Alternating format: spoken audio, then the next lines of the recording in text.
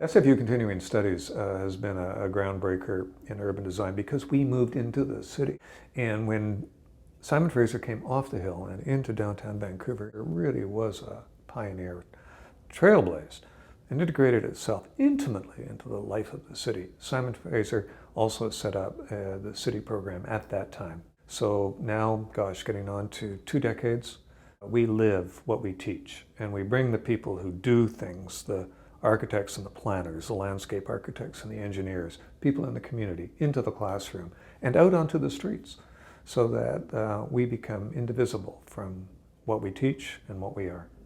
So when you come to the city program, you actually won't find at this point transportation as a separate specialty.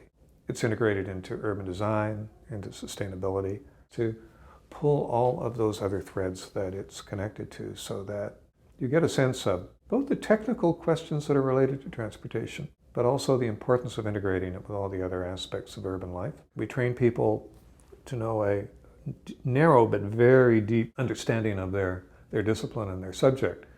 But if the city program has a real value, it's to take that deep and narrow knowledge and give it a much broader context.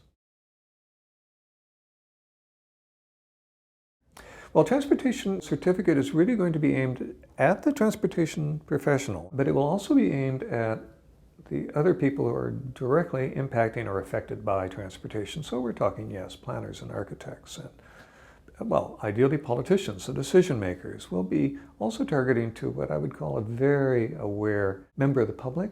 I've noticed it particularly among young people. They really are engaged in a way that wasn't reflective of my generation because they really do understand that their world is changing, that they're going to have a different set of options, and transportation really seems to be the door that we can open to give them an understanding of that world. So we will have this challenge of trying to serve the professional, but also engage the very interested and articulate people who care about this subject too. And I think that kind of synergy, which is what we do in urban design and sustainability, is again part of the learning experience.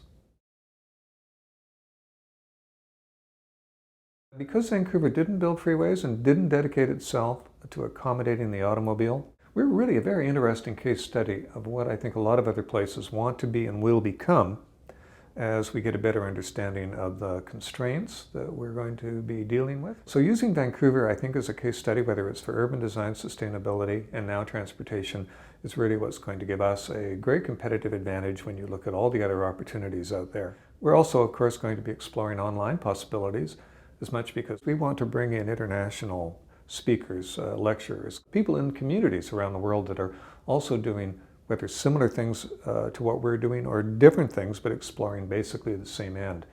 And that's going to be a great experiment for us.